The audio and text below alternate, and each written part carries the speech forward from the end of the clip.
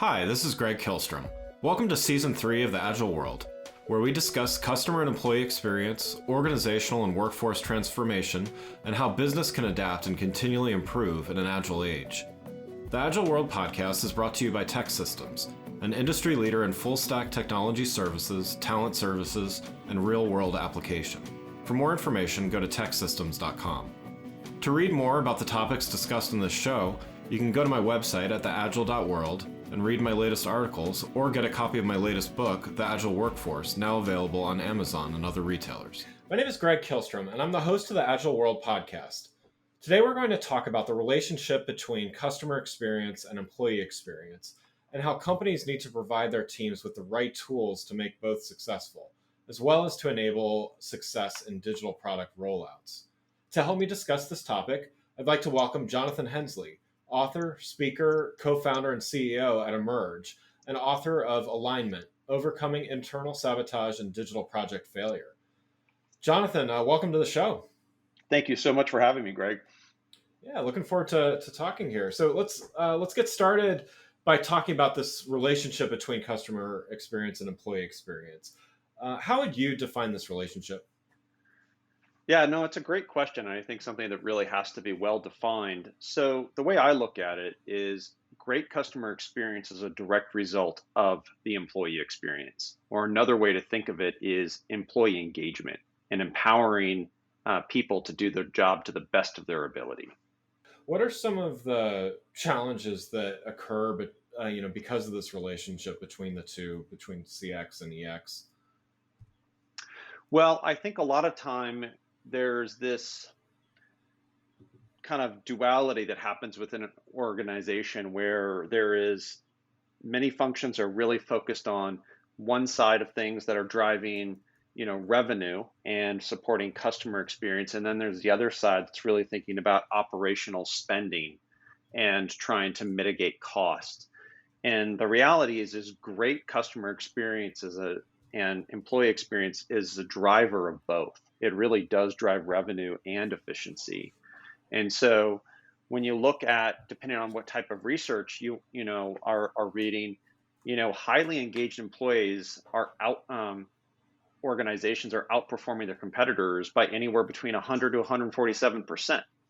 So that a level of engagement that you can get with an empowered workforce, a team of collaborators and people that are creating and innovating and problem solving are incredibly important to the health of an organization and really making sure that they can, do the right work at the right time in the best possible way. When we talked before this interview, you had highlighted that the product team has a pretty key role in this relationship, not only between customer experience and employee experience, but even individual, with employees needing to get their work done, and product is so key to some of these things. And I would say in a lot of the material and a lot of the talks that I hear about CX and EX, often overlooked. Can you expand on this and just kind of your take on why this is so critical to understand? Now, I think, product leaders today are being asked to do more than ever. And when you think about whether it's a, externally facing product or internal, product teams are bringing together this unique set of skills around business acumen, critical design thinking and problem solving, and critical problem solving with technology and engineering. And so it allows them to really, take an incredible point of view on experience design and implementation, no matter what side of it it's on. And what you're seeing is today is the highest performing companies are doing a couple of things. They're tearing down now the silos across functions of the organization. So one example of that might be around, for example, customer acquisition, something that traditionally falls into the camp of marketing and sales.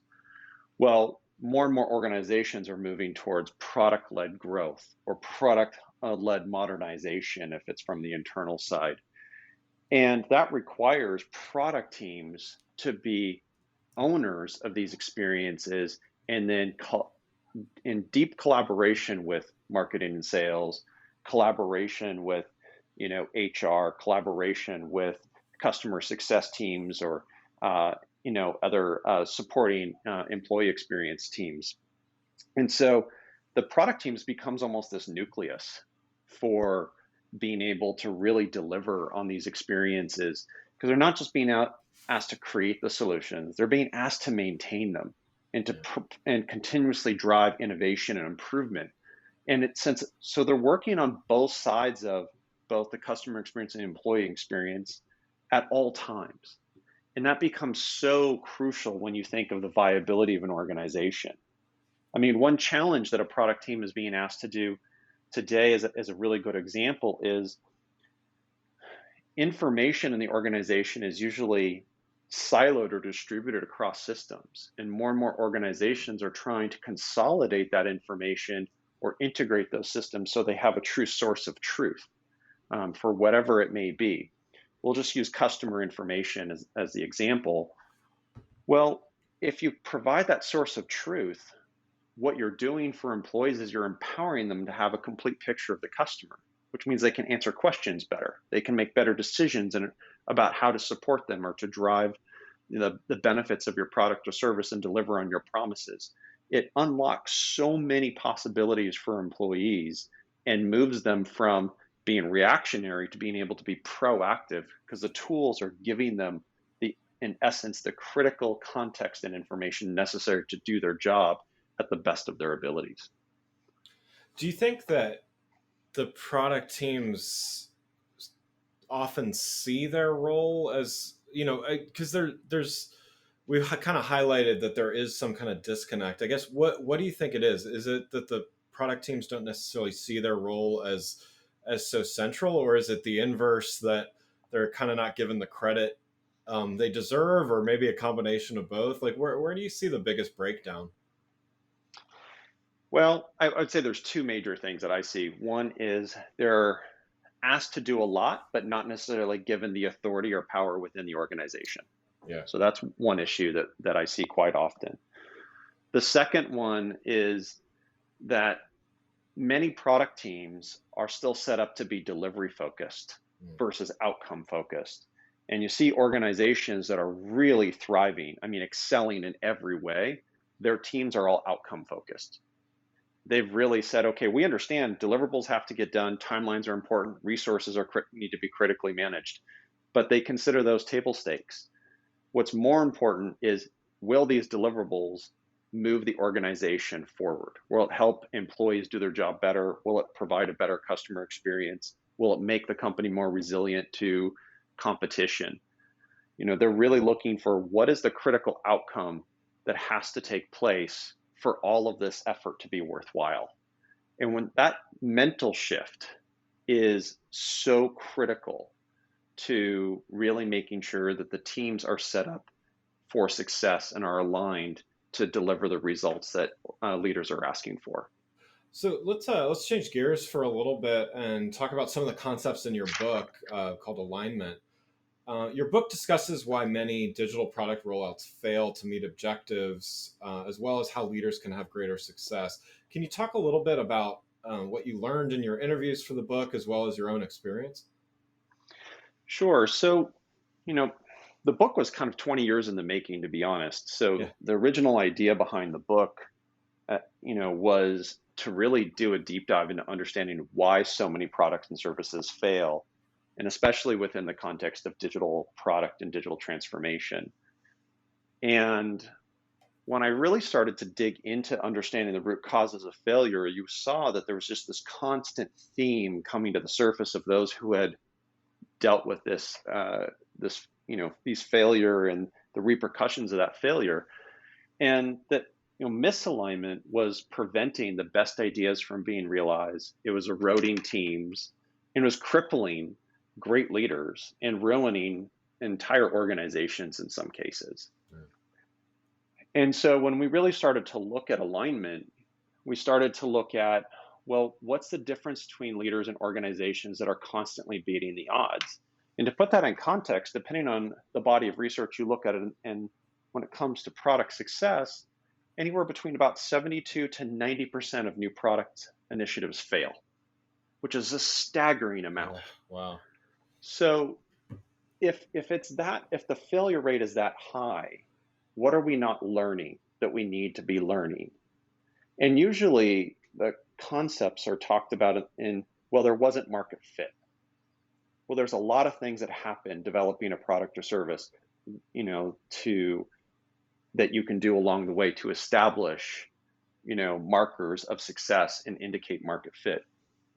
So in interviewing these leaders who were beating the odds, not just once or twice, but a dozen times throughout their careers, or organizations that were not one-offs, and leaders who had built organizations, one successful company, sold it, starts another one, another successful company. This issue of alignment was right at the surface. And so some of the failures that they were able to overcome with alignment were issues of they really made sure that they knew who their customer was and the true scope of the problem that they were solving for that customer and the impact that problem had on their lives or the work that they did. Yeah. They really could get to the root cause of, as our organization scales, that we have to manage expectations and challenges that come about when you take optimism or a bullish approach or ego, and how that gets in the way of proper expectations, which is so critical for teams to be grounded in the work that they do. Or being able to understand that siloed knowledge is an inhibitor of success. And so you need to be having people actively working to break down those silos or build bridges between the functions of that organization to pull out that incredible institutional knowledge so that everybody can benefit from that opportunity. Where does process fit into this? I mean, so, definitely, products can't be successful on their own, right? So definitely you mentioned the people component of it, but how can process help as well? Well, I think process is absolutely essential. I mean, one example is that strategy. So great product strategy. You know, strategy is one of these things that's kind of a buzzword in a lot of ways. It's Right. often misunderstood. I mean, there's a whole subgenre of content talking about strategy in all of its different contexts. Um, but some of the basics are strategy is often mistaken for goals or mistaken for planning. Yeah. And these things, none of that has to do with strategy. Um, and so when you build processes around things, it creates in that context, without a solid foundation of strategy, you are setting up a false sense of security, which is dangerous. So process, I think, is incredibly important, and the process of strategy is just a great example of it. Strategy is not a one-time thing, it's episodic. If you're building a product and your market moves fast, you might be working on strategy all the time. In other cases, maybe it's once a year. Just depends on how fast your organization and how fast your market moves.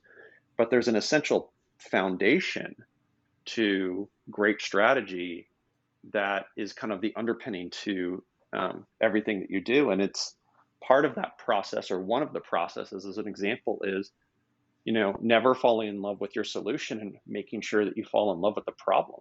Mm. That continuous discovery and driving of insight to understand not just what your customers do, but why they do the things that they do with your product or service, and how the challenges of that you're helping them resolve are impacting them in their organization.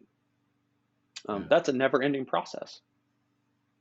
Talking about measuring success, right? So, you said which I think that figure is just staggering. That so high a percentage of product rollouts fail.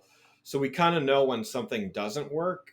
We might kind of feel when something is working, but how do you actually measure success of whether it's digital transformation, whether it's product rollout, or some combination of all of it? How do you measure things so that you don't get too far along and realize looking back that you failed, or something like that? Like, what are some of the metrics that work to meaningfully measure some of this stuff?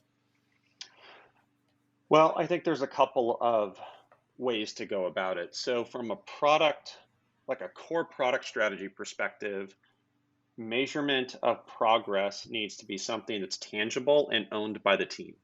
Yeah.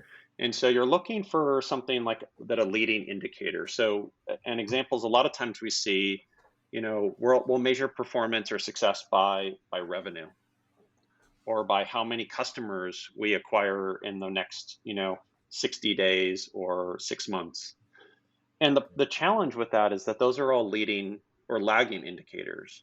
They don't give us any opportunity within that time period to really start to refine and make adjustments as necessary. And the product team might help influence customer acquisition, but they don't actually control customer acquisition. That's delegated to another function. They're a key contributor. So it's difficult for a product team to start to then who's being held accountable to a metric that they can't control. Yeah. So we really try to look at, well, what are the things that they can control and what are the things that they can help with? And so one of the strategies that I'm a big fan of is this idea of product-led growth. The the concept of product-led growth is a term that was coined by OpenView, which is a venture capital group out of Boston. And how do you create a product that's so sticky, that's so valuable that it drives its own measure of growth? And if, for example, if your marketing team and sales team is doing a phenomenal job at acquiring customers, but they're not actually adopting the product, your revenue is going to show it. So you've missed Right. that metric of revenue. So we love to look for measures that, what can we understand is the user doing within the first 7 days, 14 days, 30 days? What are the stages of product adoption? What are the levers that a product team can pull on to improve the product and to drive retention? And then when they see certain things happening, trigger that to maybe like a customer success team that says, oh, I better reach out and see if I can support this. We see that, you know, if this isn't happening, there may be a point of friction or struggle that the customer is going through. Let's make sure we're there for them. Yeah. These are the kinds of things that product teams do control often and can really be incredible measures for making sure that they're always moving the organization and the product forward. What are some of the ways that they can just try to ensure success from the beginning? Like, what are some things that are often overlooked when there's still time to plan and things like that? Well, so one of the things that we see the most often, which I think is a good indicator that drives towards market fit when you talk about specifically rollout, is this idea of who is the user of the product. And it's so often that can start, well, like, oh, well, this is valuable for anybody. Well, that may be true, but if it's something for everybody, then it might have not enough. Then maybe you don't understand either the problem well enough, or you're too generic, and so you're going to get lost in the just the noise of the market space. So we really look at first off, who have you really brought focus to your product? Do you really know who your core customer is? The group that has the absolute most demand for your product or service. Does that group have the size and spending power necessary to be successful? Are they identifiable? Can you actually find them and connect with them in a reasonable and scalable way? Are these individuals or organizations accessible through the channels that you can communicate through or participate in? And do they have a similar behavior for the way that they buy or use a similar product or service? Those are kind of cornerstones, if you will, of making sure that you're focused on a core market that you can actually get traction with as you roll it out. And so we kind of first look at those fundamentals and really help leaders understand that. The next piece is really understanding the buyer journey itself. And if you want to understand that core customer, what's the journey that you're taking them through from building awareness to evaluating your product or service, adopting that product or service, and then driving retention. And then you get into this retention life cycle, which is all about what we talked a little bit about, what happens in those 7 days, 30 days, 90 days, and so on. And so that becomes really key to understanding how you build viability into the way you think about designing your product, testing your product before it goes to market, and then eventually bringing it to market. And then you have the mechanisms in place, the processes, to really make sure that you can be gathering continuous insight and feedback and fine tuning that as your product is gaining exposure in the market. Well, one last question before we wrap up here. As a fellow author, I always like to hear about the process people go through to write their books. So at a meta level, I guess, can you talk about the process of writing, what you learned through that process, and even what you might do differently next time? Absolutely. So the process of writing the book I found absolutely just exhilarating. My favorite part of the process was definitely for me doing the research and the interviews. Yeah. Being able to connect and learn from people is something that I just really, really enjoy. I think what I didn't account for, not having been an author of a book before this, is just the sheer amount of time to distill down the content so that you can make it accessible to people. Yeah. That time and that commitment was much more than I anticipated. It took me 2 years to write the book. Part of that due to COVID, Yeah. Yeah. but um, the if I could have done it differently, I think what I would have done is I would have maybe just stepped away from the business for kind of planned increments where I could really just deep dive. Because the more I had that space versus working in smaller chunks, I learned that I could just how much more I could get done and how much more I just even personally enjoyed the writing experience in the process. Yeah. Yeah, that makes sense, and it's I've done it kind of both ways, and I agree with you. Having some space lets you get a handle on the bigger picture, right? So sometimes working incrementally, like I can knock out a chapter or part of a chapter here or there, but to really kind of make sense of the book, from start to finish. Like, did you have a sense of like the arc that the book was going to have until you were able to take some space and do that, or how did kind of the structure of the book come together? Well, so ironically, the original title for the book was Friction, and I was going to write it about just the research on failure. Yeah. It, but when I went through and I actually had hundreds of pages of transcripts taped up in a large conference room, and I started going through and just highlighting and going through all of it, I found that the content found its own alignment basically, and I realized that there was a much different narrative and arc that needed to unfold here. And from having interviewed all of these wonderful people from all these different disciplines, and so that was really interesting to me because I came in with one idea, and I realized that I just had to let that piece go. It became a part of the book, but not really the book itself. I really had to let the insights that I thought were most valuable in what was coming up thematically through these interviews and these people who had consistently overcoming these odds were bringing to the surface in their conversations. And that structure of and being able then to look at how that insight could be organized collectively became the structure for the book. That's cool. Yeah, I've found it. Sometimes these things take a life of their own. That's so good that you had the freedom to be able to pivot a bit there and tell the story that kind of became apparent, right? That's great to hear. Yeah, it was wonderful to have the freedom, and candidly, last year one of the blessings of having the extra time was to make sure that the narrative could come to fruition in the way that was coming through from all of the interviews and the research. Yeah. Great. Well, Jonathan, thanks so much for joining. For those listening, what's the best way for them to keep up with what you're doing? The best way to stay in touch is come find me on LinkedIn, posting content and engaging in Q&As there all the time. They can also go to emergeinteractive.com, and we have a ton of free resources for product leaders or people interested in improving their existing products or services that's available there. And they can sign up for a monthly newsletter that's available as well. Wonderful.